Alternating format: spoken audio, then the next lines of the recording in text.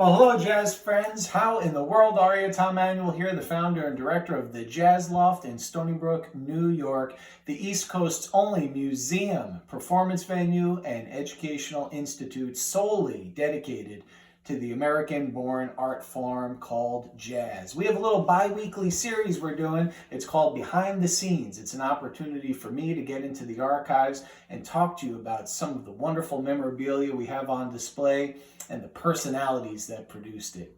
I'm kind of in the little stairway here, a very small part, probably the smallest area of the Jazz Loft when you go into our main performance room. And you know, if you're a little too quick to get in to see the show, you might miss something very important. And that's a little bit of memorabilia here from a wonderful club that existed on 52nd Street, 154 West 54th Street, actually, just off of 52nd Street, a club by the name of Jimmy Ryan's. Tony Parentis ran Jimmy Ryan's, and back in the day, it was a club that celebrated the earliest of jazz, New Orleans jazz music known as Dixieland back then.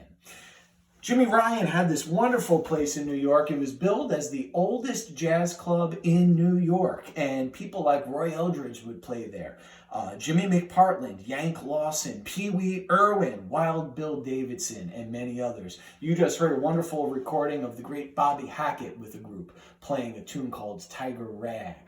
What was really cool about being at this club back in the day was the atmosphere that it had. It was small, it was intimate, it was old school, but at the same time it had one thing that was very interesting. The whole club was kind of dedicated towards being a jazz gallery, if you will, and it had the oil paintings of the banjo player who was in the house band, a man by the name of Davis Quinn, on display. You could actually buy them if you wanted, and our first acquisition ever, which is why this is kind of special to the Jazz Loft, our first acquisition before the loft was even open was this wonderful painting you see behind me. It's a Davis Quinn painting that was on display in Jimmy Ryan's, and it is of the cornet player Sidney DeParis, the brother of the trombone player Wilbur DeParis.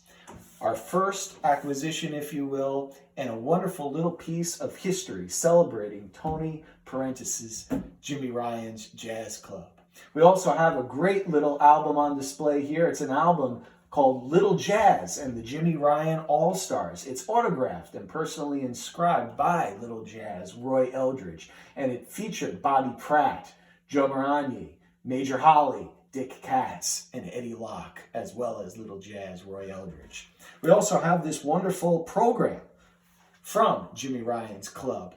Interestingly enough, for you hardcore jazz fans, the bar opened at 10 a.m. every day. Just a little bit of jazz history on display here in a little corner of the Jazz Loft, one of many, many great reasons to come and pay us a visit. We want to thank you and remind you there are 2 episodes of Behind the Scenes every week, so check out our next one. Also, during this season of rather challenging times, please remember to support our arts organizations and not-for-profits like the Jazz Loft. They need your help more than ever.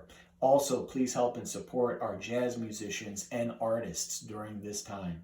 If you're so inclined and able, I'd like to invite you to visit our website, thejazzloft.org, where we've established a fund for jazz musicians. All donations, 100% of them, go directly towards aiding our artists during this challenging time.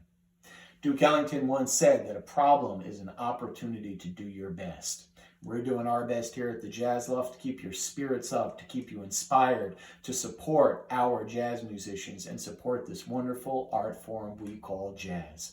Thank you for all you have done, and thank you for joining me today. I hope to see you for our next episode of Behind the Scenes. Till we meet again, take care and God bless.